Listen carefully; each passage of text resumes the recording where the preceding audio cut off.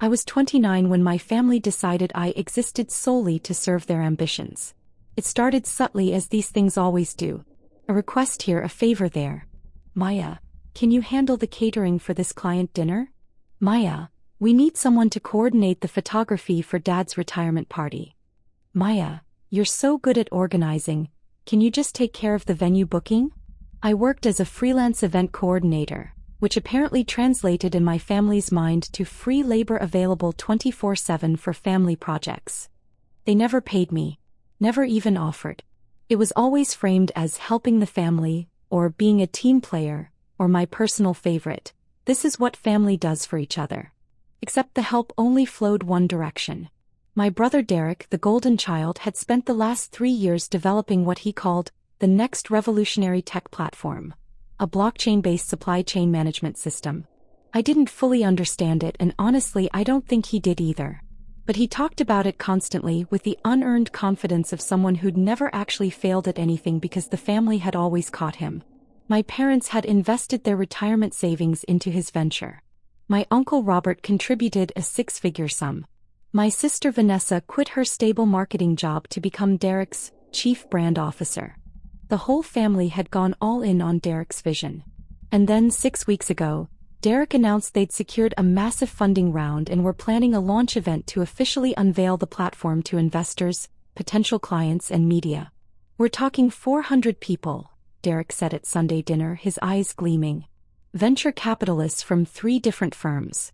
Tech journalists from major publications. Corporate executives who could become our first enterprise clients. This isn't just a party, Maya. This is the moment that defines our family's legacy. Sounds incredible, I said, genuinely happy for him despite everything. When is it? March 15th, 6 weeks away. He paused, glancing at our parents. And we need you to organize it. I set down my fork. What? Organize the launch event, Mom clarified as if I hadn't understood. Derek's team is busy finalizing the platform. Vanessa is handling the branding and messaging. Your father and I are managing the investor relations. We need someone to handle all the logistics. All the logistics, I repeated slowly. Venue, catering, audiovisual, stage design, guest management, security, transportation coordination, media check-in, everything. Derek listed off casually as if he were asking me to pick up groceries. You're an event coordinator. This is literally what you do. Yes, for clients. Who pay me. The temperature in the room dropped 10 degrees. Dad's expression hardened. We're family, Maya. This isn't about money. Dad, a 400-person corporate launch event would cost a client $50,000 minimum, just for my coordination fee. That's not counting the actual vendor costs, which you're also expecting me to, what? Negotiate? Manage? Pay for myself. We'll cover the vendor costs, Uncle Robert interjected. Obviously. We just need your time and expertise. My time and expertise are how I pay my rent, I said quietly. I'd have to turn down paying clients for the next 6 weeks to focus on this full-time. We're talking about a $50,000 value of work. $50,000? Vanessa laughed, actually laughed. Maya, come on. You make some calls, send some emails, show up on the day to make sure everything runs smoothly. Don't be dramatic. I looked at her, this sister who'd never organized anything more complex than a birthday brunch, and felt something cold settle in my chest. You think that's all event coordination is? I think you're trying to extort your own family, Derek said, his voice sharp. This is our moment, Maya. Our family's future. And you're sitting here talking about money like some mercenary. I'm talking about my career. My livelihood. Your career of planning parties? Vanessa air-quoted the word, smirking. Derek is building an actual company. A real business that's going to change an entire industry. And you can't even support your own brother for 6 weeks. Mom reached across the table, placing her hand over mine. Her voice was gentle, which somehow made it worse. Sweetheart, we understand you have your little business.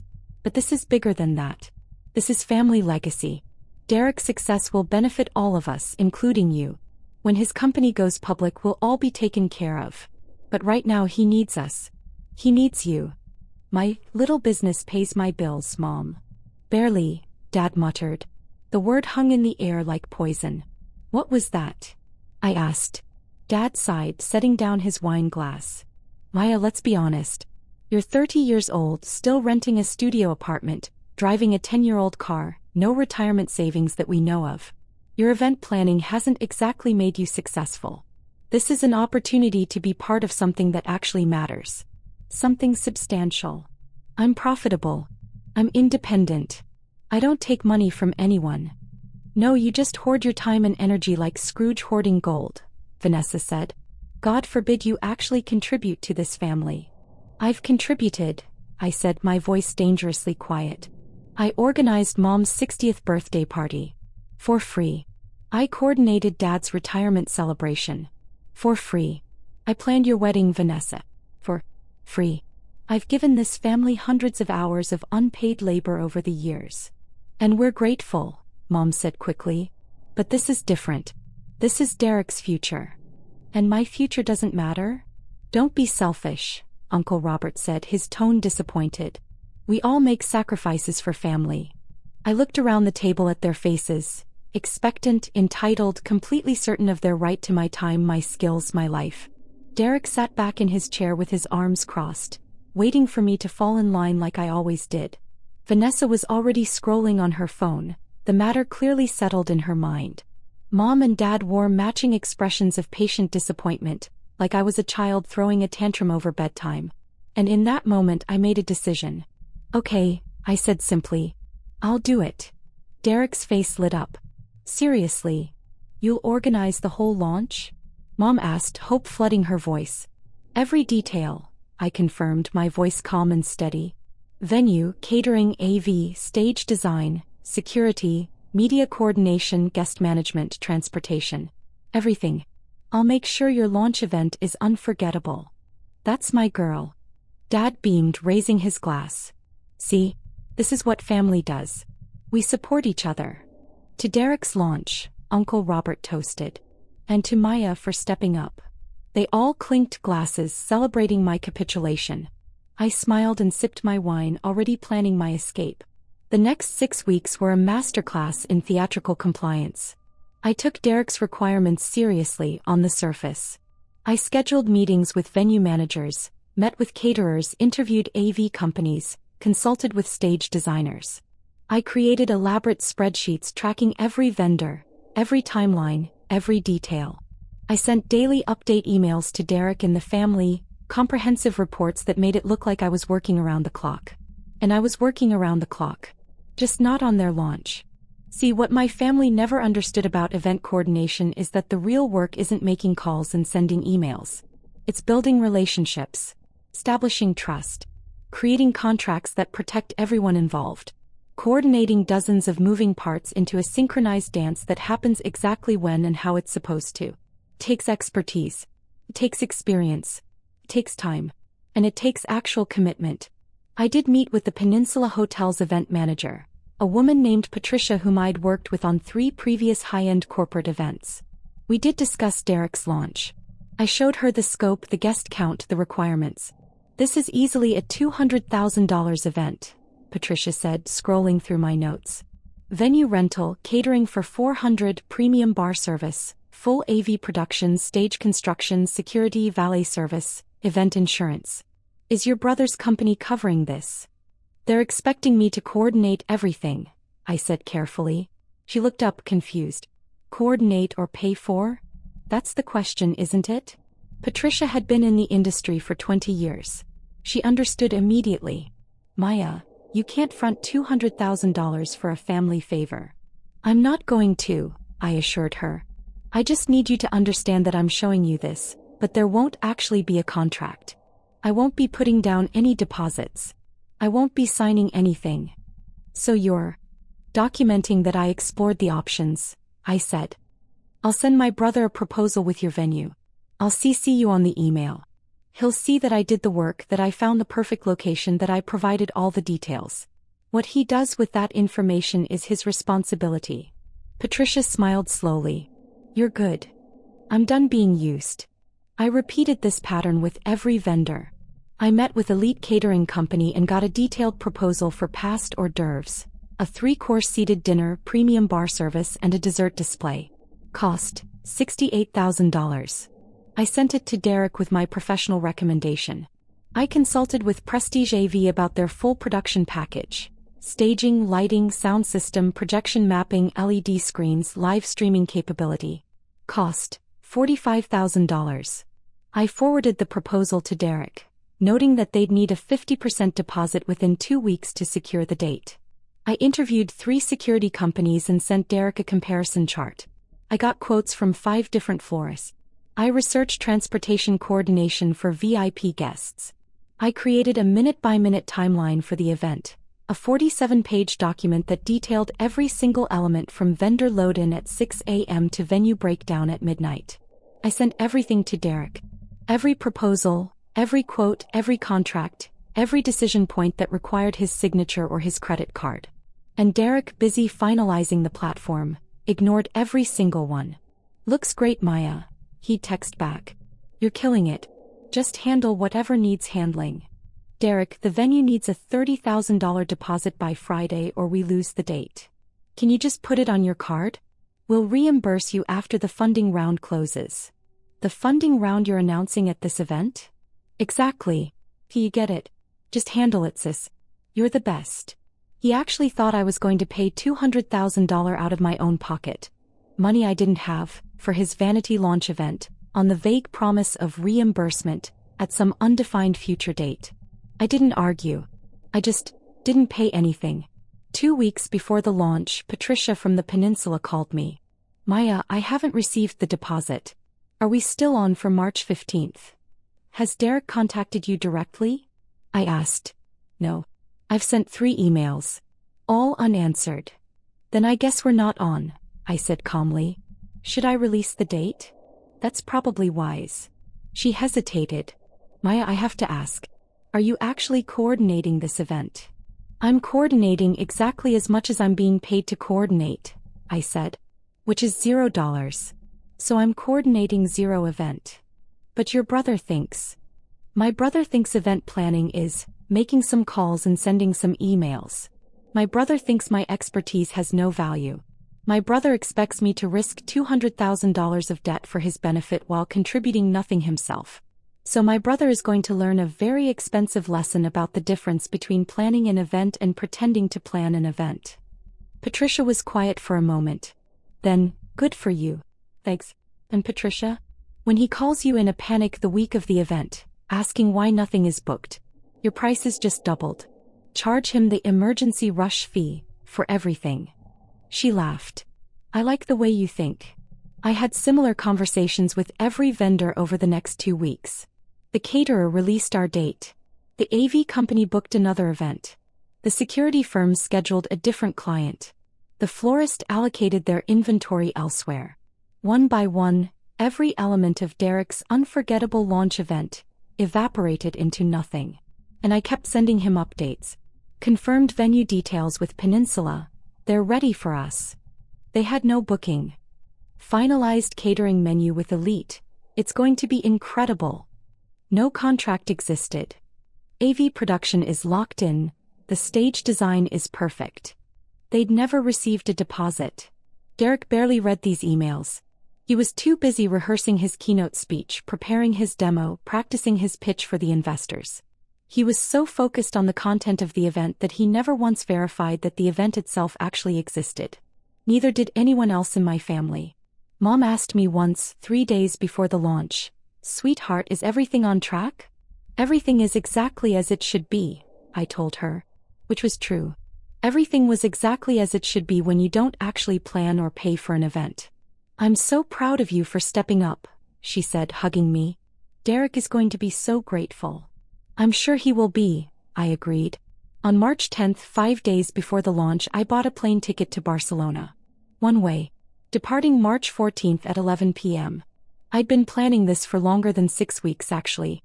I'd been saving for 2 years to take an extended trip through Europe, working remotely while exploring cities I'd always dreamed of seeing. My freelance business was 100% digital. I could coordinate events from anywhere with Wi-Fi. The family's exploitation of my time and skills had simply accelerated my timeline and solidified my resolve. I wasn't just escaping the launch event. I was escaping them. On March 13th, I sent my final email to the family group chain. Launch day tomorrow. Everything is ready. This is going to be the event of the year. Can't wait to see Derek's vision come to life. So proud of our family. Derek responded with a gif of someone popping champagne. Vanessa sent 3 fire emojis. Dad replied, "That's our Maya. Always coming through." That evening, I packed my 2 suitcases, cleaned out my studio apartment and left my keys with my landlord. I'd already given notice. I wouldn't be renewing my lease. Everything I owned was either coming with me or going into storage. At 8 p.m. on March 14th, I turned off my phone and headed to the airport. At 11 p.m., I boarded a flight to Barcelona. At 6 a.m. Eastern Time on March 15th, the morning of the launch, I was somewhere over the Atlantic Ocean, sleeping peacefully in my economy seat, my phone powered off and packed deep in my carry-on. I didn't see the texts. I didn't hear the calls. I didn't read the emails. But I heard about them later. Oh, did I hear about them? According to my friend Rachel, the only person outside my family who knew my plan. This is what happened. 6:15 a.m. Derek arrived at the Peninsula Hotel with Vanessa and his tech team to begin setup. The front desk had no record of any event booking under his name or his company name. 6:20 a.m. Derek called me. Straight to voicemail. 6:22 a.m. Derek asked to speak to the manager. Patricia came down and very professionally explained that they'd never received a deposit, so no event was scheduled. She showed him the emails she'd sent me, all unanswered. She showed him the proposal I'd forwarded to him, which he'd never signed or responded to. 6:25 a.m. Derek called me 6 times in a row. All voicemail. 6:30 a.m. Vanessa called me. Voicemail. Mom called. Voicemail. Dad called. Voicemail. Uncle Robert called. Voicemail. 6:35 a.m. Derek tried to book the venue for that evening. Patricia quoted him $85,000, the emergency same-day rate. He didn't have $85,000 available. His business account had been depleted funding the platform development. His personal credit cards were maxed out. 6:45 a.m. Derek called the catering company. They had no booking, no contract, no record of our conversation beyond the proposal they'd sent me. Same-day catering for 400 people? If they could even do it, they couldn't. It would cost $120,000. 7 a.m. The AV company had no booking. The florist had no order. The security firm had no contract. The valet service had no reservation. 7:15 a.m. Derek called his investors, his media contacts, his VIP guests. "We're having some technical difficulties with the venue. We might need to postpone." 7:30 a.m. The investors started pulling out. If you can't even organize a launch event, how are you going to manage a complex platform deployment? 7:45 a.m. Tech journalists began tweeting about the chaos. #SupplyChainPro launch event in complete disarray. Company can't even manage their own event logistics. How will they manage client supply chains? 8 a.m. Derek stood in the Peninsula lobby, his phone exploding with cancellations, his sister nowhere to be found, his entire launch event literally non-existent, and 400 people starting to ask questions about why they were receiving event postponed messages. 8:30 a.m. One of the venture capital firms officially pulled their funding commitment. This demonstrates a fundamental lack of operational competence. 9 a.m. Vanessa posted in the family group chat, "Where the hell is Maya?" 9:15 a.m. Dad tried to salvage something by booking a conference room at a nearby Holiday Inn. Capacity, 50 people. Cost, $2,000. He put it on his personal credit card, the one he'd been saving for their anniversary cruise. 10 a.m. Derek gave his keynote presentation to 47 people in a Holiday Inn conference room with a projector that kept overheating, no catering, no stage design, no media coverage, and no investors in attendance. 11:30 a.m. The second venture capital firm pulled their funding. Then the third. 12 p.m. Derek's revolutionary launch event was over. His funding was gone. His media moment had turned into a cautionary tale. His family was frantically trying to reach me. 2 p.m. I landed in Barcelona, still blissfully unaware, my phone still off. I turned my phone on 3 days later, after I'd settled into my Airbnb in the Gothic Quarter, slept off my jet lag and had my first real plate of patatas bravas. 374 missed calls. 842 text messages. 296 emails. I made some coffee, sat on my tiny balcony overlooking the narrow Barcelona street and started reading. Derek, where are you? Derek, nothing is booked. Derek, you ruined everything. Derek, call me now. Derek, my life is over because of you. Vanessa, you selfish bitch. Vanessa, you destroyed Derek's company. Vanessa, I hope you're happy. Vanessa, the whole family knows what you did. Mom, Maya, please call us. We're so worried. We just want to understand what happened. Dad, I'm extremely disappointed in you. This was cruel and vindictive. Call me. Uncle Robert, you've shown your true colors. Don't bother coming to family events anymore. And then, buried in the avalanche, Derek again. The investors pulled out. All of them. My company is dead. 3 years of work. Mom and Dad's retirement savings. Uncle Robert's investment. All gone. Because you couldn't be bothered to do your job. I will never forgive you. I sipped my coffee and composed a single response to the family group chat. I did exactly what I was paid to do. You paid me $0, so I delivered $0 of work. You wanted me to coordinate a $200,000 event for free, expecting me to front all costs on vague promises of future reimbursement. You ignored every proposal I sent, every deadline I highlighted, every decision point that required your action and your money. I sent Derek 47 emails over 6 weeks with vendor proposals, contract deadlines, and deposit requirements. He responded to 4 of them, always with, "Just handle it," or "Put it on your card." I sent the entire family a detailed budget breakdown showing $200,000 in vendor costs. None of you offered to pay a single dollar. You didn't want an event coordinator. You wanted a miracle worker who would manifest a professional corporate launch out of thin air and debt. You wanted me to sacrifice my financial stability, my professional reputation, and my own client obligations for Derek's benefit, while contributing nothing yourselves. So I did contribute nothing. Just like you. I'm in Barcelona. I'll be traveling through Europe indefinitely. Don't contact me unless you're ready to have a real conversation about how this family treats me. And Derek? The difference between your failed company and my little business is that I actually understand the value of professional services. You learned that lesson the hard way. Good luck rebuilding. You'll have to do it without my free labor. I blocked all their numbers and went to get lunch. Rachel filled me in on the aftermath over video calls during my first month in Europe. Derek's company collapsed completely. Without the funding, he couldn't finish platform development. His small team quit when he couldn't make payroll. The revolutionary blockchain supply chain system died before it ever launched.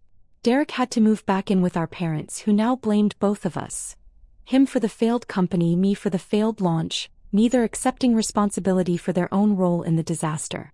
Vanessa's chief brand officer stint lasted exactly as long as Derek's funding. She was back on LinkedIn searching for marketing jobs, her resume now showing a 3-year gap she had to explain to skeptical recruiters. Uncle Robert tried to sue Derek for his investment back. Family dinners became lawyer meetings. The whole thing devolved into a civil suit that drained what little money they had left. Me. I coordinated 3 events from Barcelona in my first month. A destination wedding in Ibiza, a corporate retreat in Madrid, and a product launch in Valencia. All paid in advance. All professionally contracted. All executed flawlessly with local vendors I researched and vetted properly. My little business was thriving. In my second month, I sent one final email to Derek. Just one line. Professional event coordination for a 400-person corporate launch. $50,000. Learning that expertise has value. Priceless. You're welcome for the education. He never responded. 6 months later, I was in Prague coordinating a tech conference when I got a Facebook message from Vanessa. Mom had a heart attack. She's in the hospital. Stable but scared. She's asking for you. I stared at the message for a long time. Part of me wanted to ignore it to maintain the boundary I'd built. But Mom, for all her faults, had never been intentionally cruel. She'd been thoughtless, yes.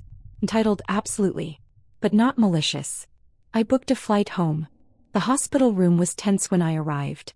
Dad sat in the corner, his face drawn. Vanessa stood by the window, arms crossed. Derek wasn't there. Mom's eyes filled with tears when she saw me. Hi, Mom. I sat beside her bed, taking her hand. I'm sorry, she whispered. For all of it. I didn't understand. I thought we were just asking for help. I didn't realize we were asking you to sacrifice everything. I know. He's angry. But he's also lost. The company failing broke something in him. That's not my fault, I said gently but firmly. Derek's company failed because he didn't prepare properly, didn't secure his funding correctly, and didn't take professional logistics seriously.